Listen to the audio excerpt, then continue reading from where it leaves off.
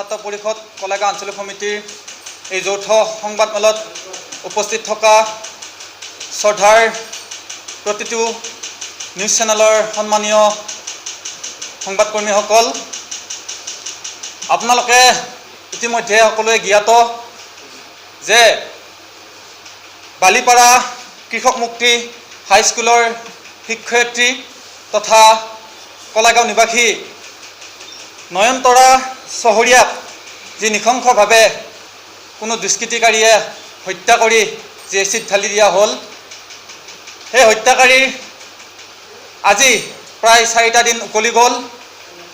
আৰু আমি কলাগাঁও আঞ্চলিক ছাত্ৰ সন্থা, অসম জাতীয়তাবাদী যুৱ ছাত্ৰ পৰিষদে উদ্যোগত বিভিন্ন সংগঠন, সাহিত্য সভা, মহিলা সমিতিয়ে যিদিনাখন হত্যাকাণ্ড চিহ্নিত হৈছিলে, উদ্ধাৰ হৈছিলে, তাৰ পিছৰ দিনাখন আমি গণতান্ত্ৰিকভাৱে কলাগাঁও ৰাজপথ অৱৰোধ কৰি আমি প্ৰশাসন তথা চৰকাৰক আমি দাবী উত্থাপন কৰিছিলোঁ যে দোষীক কম সময়ৰ ভিতৰত কৰায়ত্ব কৰি উপযুক্ত শাস্তি প্ৰদান কৰিবলৈ।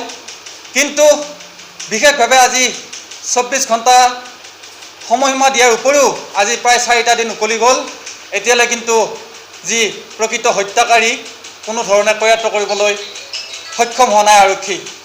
গতিকে আমি আজি এই সংবাদমেলৰ জৰিয়তে আকৌ এবাৰ প্ৰশাসন তথা অসম চৰকাৰক আমি দাবী জনাইছোঁ যে এই হত্যাকাৰীক যাতে অতি সোনকালে কৰায়ত্ব কৰিব পাৰে আৰু কঠোৰৰ পৰা কঠোৰতমভাৱে দৃষ্টান্তমূলক শাস্তি প্ৰদান কৰিব লাগিব। এইটো আমাৰ স্পষ্ট দাবী।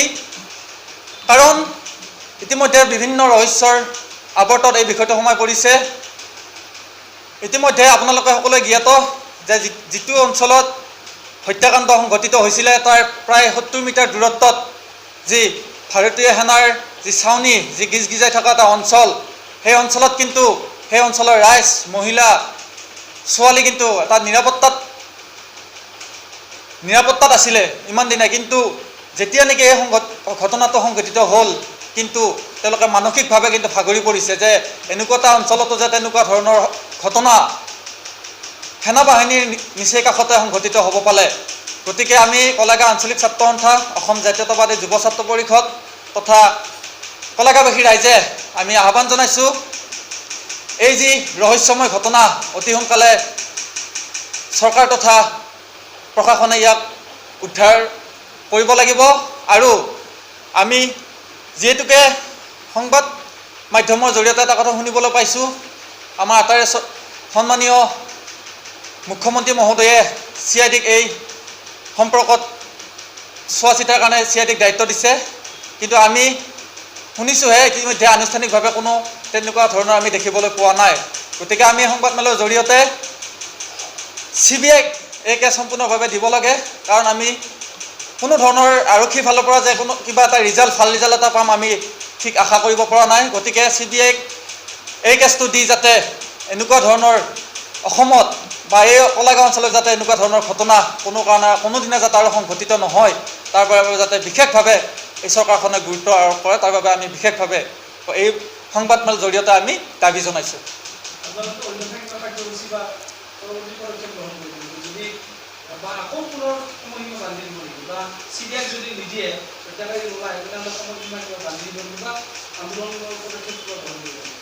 হয়, নিশ্চয়কৈ। ইতিমধ্যে আমি সেইদিনাখন ৰাজপথত যি আমাৰ চক্ৰ বিষয়াৰ মহোদয়ৰ সন্মুখতে আমি এটি সময়সীমা নিৰ্ধাৰণ কৰি দিছিলোঁ 24 ঘণ্টা, আৰু আজি 24 ঘণ্টাটো বাদেই প্ৰায় 4 দিন উকলি গ'ল। আৰু আজি আমি এই সংবাদমেলৰ জৰিয়তেও আমি কম সময়ৰ ভিতৰত আকৌ 24 ঘণ্টা আমি নিৰ্ধাৰণ কৰি দিছোঁ। যদি 24 ঘণ্টাৰ ভিতৰত যদি কোনো দোষীক কৰায়ত্ব কৰিব নোৱাৰে, কিন্তু কলাগাঁও আঞ্চলিক ছাত্ৰ সন্থা, অসম জাতীয়তাবাদী যুৱ ছাত্ৰ পৰিষদকে ধৰি সাহিত্য সভা, নাৰী সমাজ আমি কোনো বহি নাথাকোঁ। গণতান্ত্ৰিকভাৱে আমি আমাৰ আন্দোলন আমি আগুৱাই লৈ যাম আৰু আমাৰ এইটো দাবী আমাৰ অটল থাকিব।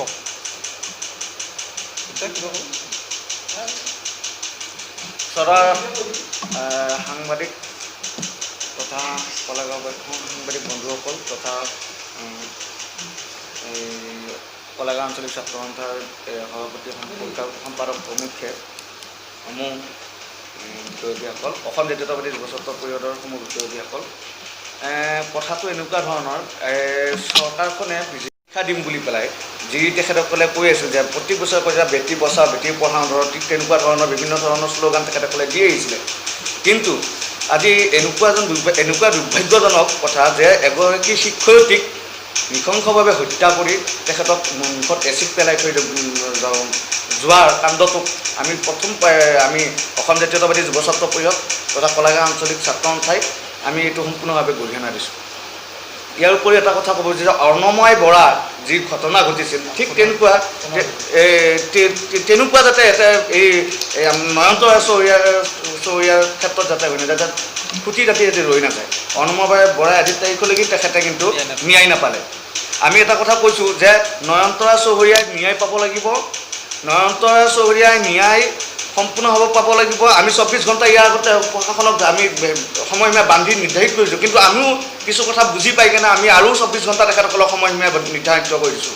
24 ঘণ্টাৰ ভিতৰত যদি তেখেতসকলে কোনো কাৰণত এই দোষীক কৰায়ত্ব কৰিবলৈ তেখেতসকলে যদি সহায় নহয়, তেখেতক দোষীক কৰায়ত্ব কৰিব নোৱাৰে, তেতিয়াহ'লে কিন্তু অসম জাতীয়তাবাদী যুৱ ছাত্ৰ পৰিষদ, কলাগাঁও আঞ্চলিক ছাত্ৰ সন্থা আৰু কলাগাঁওবাসী ৰাইজ এই দুই আমি গোটেই মিলি আকৌ গণতান্ত্ৰিক প্ৰক্ৰিয়াভাৱে আমি কিন্তু ৰাজপথত ওলাম।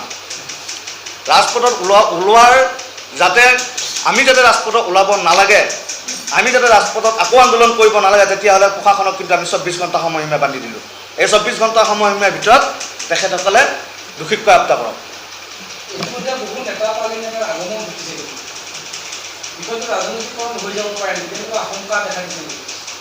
নাই, এই বিষয়টো আমি এটা কথা ক'ব বিচাৰিছোঁ যে নেতা পানী নেতা আহিছে তেখেতসকলৰ খবৰ ল'বৰ কাৰণে। আমি তেখেতসকলৰ অকল খবৰে নহয়, তেখেতসকলৰ এটা দায়িত্ব আছে আৰু তেখেতসকলৰ এটা দায়িত্ববোধ আছে যে চৰকাৰ তেখেতসকলে আমি আজি দেখিছোঁ যে মানে বিভিন্ন নেতাসকল আহিছে, ৰজাঘৰীয়া মানুহ আহিছে, ৰজাঘৰীয়া মানুহ আহি তেখেতক খবৰ লৈছে। আমি বেয়া পোৱা নাই, আমি ভাল পাইছোঁ, কিন্তু অকল খবৰ লোৱাই নহয়, তাত উচিত ব্যৱস্থা উচিত তদন্ত কৰি দোষীক কৰায়ত্ব কৰিব লাগে আৰু দোষীক শাস্তি প্ৰদান কৰিব লাগে।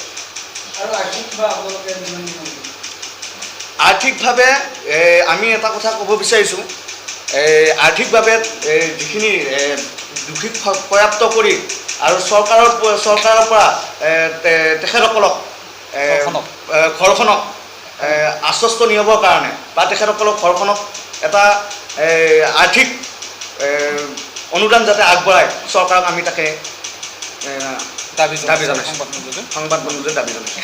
শ্ৰদ্ধাৰ আজিৰ কলাগাঁও আঞ্চলিক ছাত্ৰ সন্থা আৰু যুৱ ছাত্ৰ পৰিষদৰ ভৱনত অনুষ্ঠিত হোৱা সংবাদমেলত উপস্থিত থকা কলাগাঁও আঞ্চলিক ছাত্ৰ সন্থাৰ সন্মানীয় সভাপতি মহোদয়, উপস্থিত অসম জাতীয়তাবাদী যুৱ ছাত্ৰ পৰিষদৰ কলাগাঁও আঞ্চলিক সমিতিৰ সন্মানীয় সভাপতি মহোদয় আৰু মোৰ আটাইৰে শ্ৰদ্ধাৰ সাংবাদিক দাদা বন্ধুসকল আৰু ছাত্ৰ সন্থাৰ বিষয়ববীয়াসকল, আমি বিজেপি নেতৃত্বাধীন চৰকাৰখনক সুধিব বিচাৰিছোঁ আৰু কিমানজনী আমাৰ মা, আমাৰ ভণ্টি, আমাৰ বাইদেউ ধৰ্ষণ হ'ব এইখন অসমত, আৰু কিমানজনী মাতৃ, আমাৰ ভণ্টি, আমাৰ বাইদেউক আমাৰ পৰা কাঢ়ি নিব লাগিব। আমাৰ নিজৰ ঘৰৰ পদূলিত আমাৰ মাতৃক আজি হেৰুৱাব লগা হ'ল। অৰ্ণময় বৰাৰ দৰে আৰু কত নাৰী, কত বাইদেউ, কত ভণ্টীয়ে আজি ন্যায় নাপালে। ঠিক তেনেকৈ আজি কলাগাঁও অঞ্চলৰ শ্ৰদ্ধাৰ নয়নতৰা বাইদেৱে যে ন্যায় পাব নে নাপায় আজি ৰাইজ শংকিত।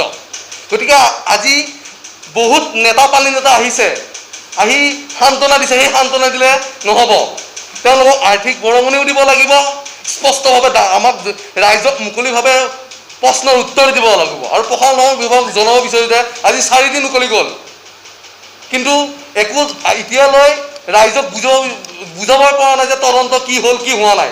গতিকে কলাগাঁও আঞ্চলিক ছাত্ৰ সন্থা, বৃহত্তৰ কলাগাঁওবাসী ৰাইজে তেওঁলোকক সকীয়াই দিব বিচাৰিছোঁ, কম সময়ৰ ভিতৰত যদি দোষীক কাৰ্যত নকৰে, ইয়াৰ পিছত আমি তীব্ৰ বেগী আন্দোলন গঢ়ি তুলিম বুলি আজি এই সংবাদমেল যোগে সকীয়াই দিছোঁ। কাৰণ ৰাইজৰ বুকুত জ্বলি থকা জুই, মাৰ বুকুত জ্বলি থকা জুই, ভণ্টিৰ বুকুত জ্বলি থকা জুইকুৰা আমি কেতিয়াও নুমাব নোৱাৰোঁ, আমাক ন্যায় লাগিবই।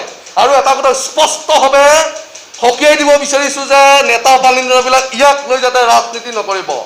আৰু বিভিন্ন দল সংগঠনৰ সন্মানীয় সভাপতি সম্পাদকক মই সকীয়াই দিব বিচাৰিছোঁ আপোনালোকে এই কলাগাঁৱৰ বৃহত্তৰ সমাজত যাতে নিজৰ স্বাৰ্থপৰতা বিচাৰি নাথাকে সকলো আহক আমি কৈছোঁ যে জাতি বৰ্ণ ধৰ্ম নিৰ্বিশেষে আমি অসমীয়া কিন্তু অসমীয়াৰ পৰিচয় দিব লাগে সেই নয়নতৰা বাইদেউজনী আমাৰ মা আৰু তেওঁলোকেও ভাবি ল'ব যে মোৰ মা মোৰ বাইদেউ গতিকে আমাৰ খবৰ জুই জ্বলি আছে গতিকে কম সময়ৰ ভিতৰত সময়সীমা নিৰ্ধাৰণ কৰি দিয়া হৈছিল যদিও একো আমি তদন্ত বিচাৰি নাপালোঁ গতিকে কলাগাঁৱৰ মজিয়া এই ঘটনাটো হোৱা আৰক্ষী মানে সেনা কেম্প এটা থকাৰ পিছত এই ঘটনাটো কেনেকৈ হ'ল এটা ডাঙৰ ৰহস্যময় গতিকে তেওঁলোকে যাতে ৰাইজৰ চকুত ধূলি দিব নোৱাৰে আৰু আমি সম্পূৰ্ণভাৱে ৰাইজ সাজু হৈ আছে ৰাইজৰ বুকুত জুই জ্বলি আছে আৰু স্পষ্টভাৱে কৈছোঁ কম সময়ৰ ভিতৰত যদি দোষীক কাৰ্যত কৰি নেদে তেতিয়াহ'লে আমি ইয়াৰ পিছত জংগী আন্দোলন গণতান্ত্ৰিকভাৱে কৰিবলৈ বাধ্য হ'ম